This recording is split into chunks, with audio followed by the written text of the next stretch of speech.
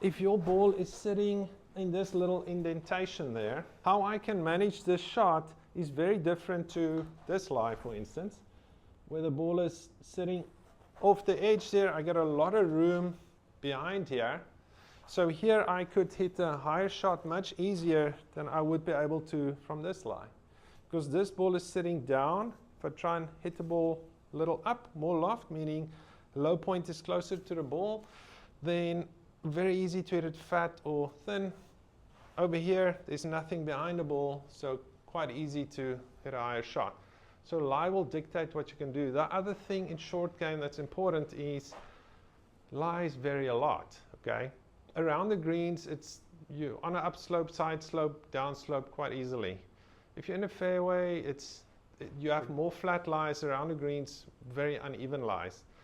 So step one, when you have decided what you're going to do, is always to get a sense for, okay, where's this club going to bottom out with this situation? I see. If the ball is above your feet, it's closer to you. You got to gauge and see, okay, where's the bottom of the arc?